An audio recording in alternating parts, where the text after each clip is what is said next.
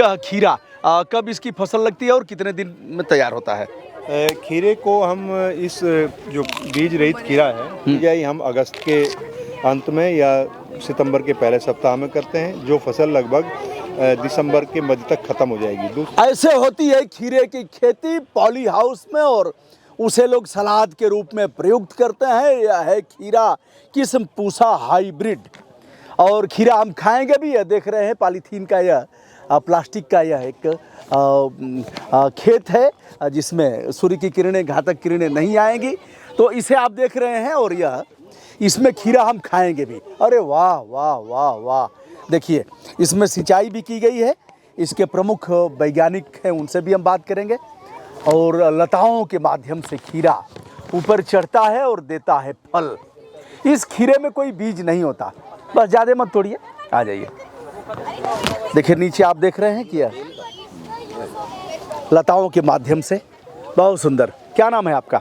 विजय कुमार। विजय कुमार जी हैं। इसमें कांटे भी होते हैं क्या? आइए सर, अब हम फिर जुड़ गए हैं मुख्य वैज्ञानिक तोमर साहब के साथ। नमस्कार। इतना बड़ा क्यों लिया है भाई तोड़ के? तो ये कैसे बड़ा भी चल सकता है? नहीं, बड़ा नहीं चलता, यही चलेगा। यही चलेगा। इसको तोड़ के देख दें। हाँ। आइए, तो यह खीरा कब इसकी फसल लगती है और कितने दिन में तैयार होता है? खीरे को हम इस जो बीज रहित खीरा है पूसा पार्थिनोकार्पिक कुकुम्बर, इसकी साल में हम 3 बार बिजाई कर सकते हैं उत्तर भारत में। एक बिजाई हम अगस्त के अंत में या सितंबर के पहले सप्ताह में करते हैं, जो फसल लगभग दिसंबर के मध्य तक खत्म हो जाएगी। दूसरी जो है उससे पहले बीज तैयार करके रखते हैं, फिर दिसंबर में उसको जैसे खेत खाली तब लगा सकते हैं। तीसरी फिर फरवरी में लगा सकते हैं, जो मई तक चलेगी। तो साल में हम पार्थिनोकार्पिक कुकुम्बर की 3 बार खेती कर सकते हैं संरक्षित अवस्था में। जी, इधर सर क्या है? ये हमारे दूसरी किस्में हैं। टमाटर की 2 किस्में हमने विकसित की हैं। एक चेरी टमाटर है जो 12 से 15 ग्राम का होता है और ये मीठा होता है। और इस किस्म को पूसा चेरी टोमेटो 1 में कोई बीमारी नहीं आती, कोई कीड़ा नहीं लगता, सूत्रकृमि का बिल्कुल प्रकोप नहीं होता जी। और इसके बाजू में दूसरा जो है ये हमारा हाइब्रिड है संरक्षित खेती के लिए, पूसा रक्षित जी। इसको भी हमने विकसित किया है और ये दोनों किस्मों को हमने यहाँ प्रदर्शित किया है ताकि किसान देख सकते हैं कि ये किस्में हैं, इनको पॉली हाउस खेती के लिए अपनाया जा सकता है। और इन दोनों का बीज, हमारे खीरे का भी इनका बीज हमारे पास उपलब्ध रहता है, हम इसका बीज पैदा कर लेते हैं जी। और किसान को उसकी मांग के अनुसार हम दे सकते हैं। पानी कम लगता है इसमें ना?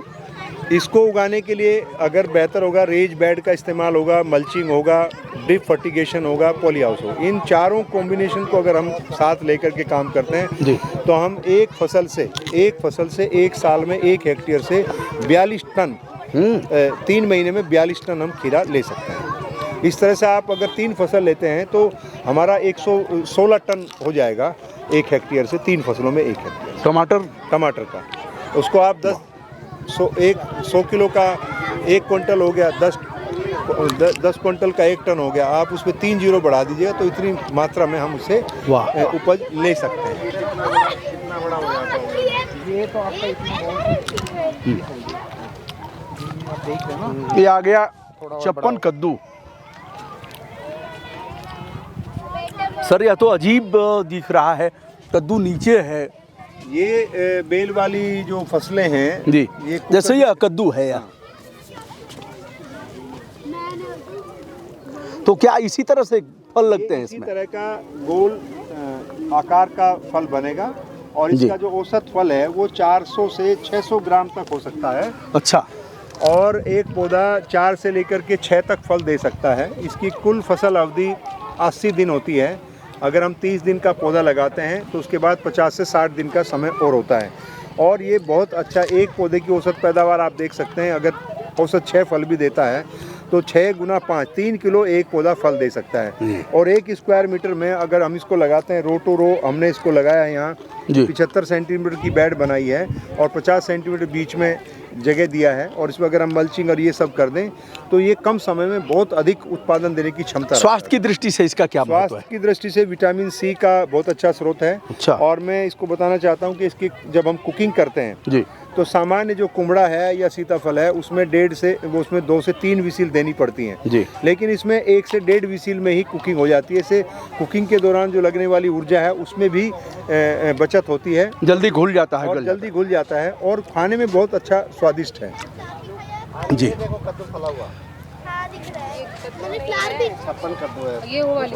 ये अभी कद्दू है।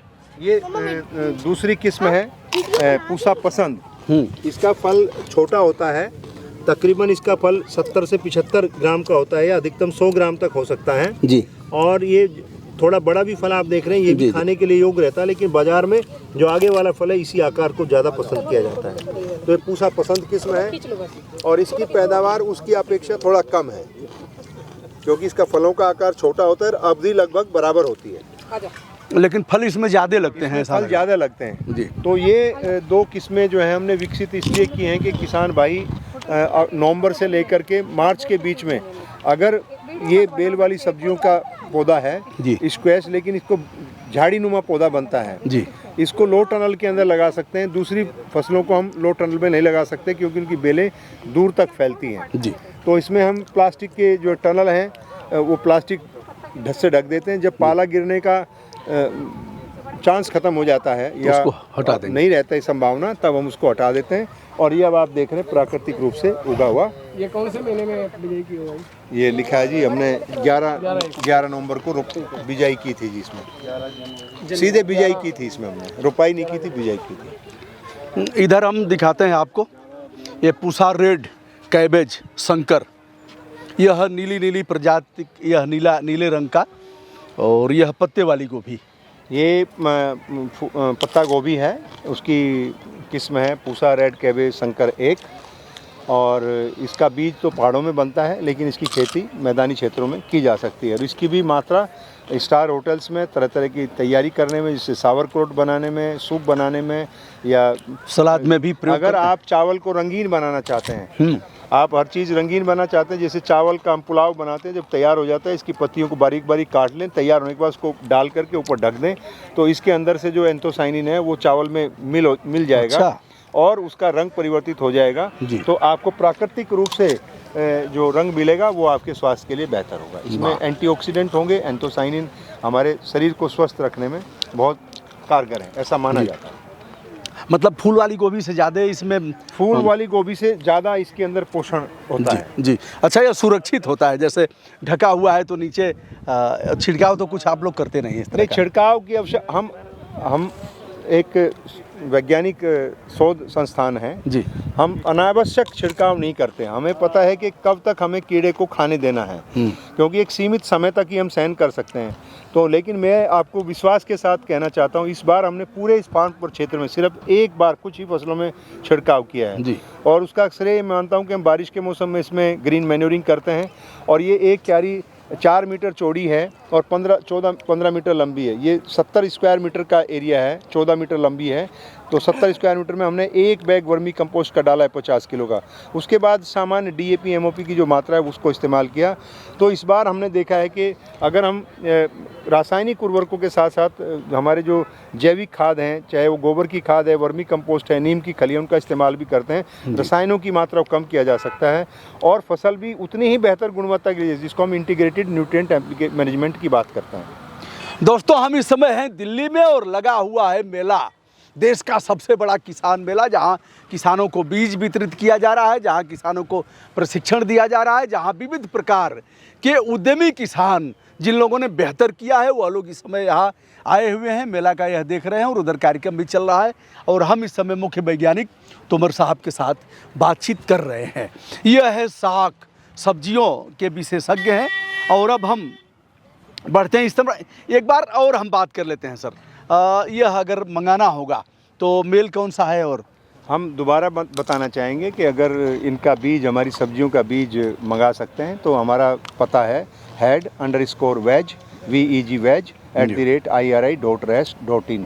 और जो हमारी किस्में जो मैंने बताई कि जैसे पत्ता गोभी है, पर्पल कॉलीफ्लावर है, ये नॉल कोले गांठ गोभी है, या ब्रोकली है, फूल गोभी या चुकंदर के बीज हैं, इनको हमारे क्षेत्रीय केंद्र कटराइन से प्राप्त किया जा सकता है। उसका वहाँ का ईमेल भी बताना चाहूँगा जी, head_cat@iri.rest.in।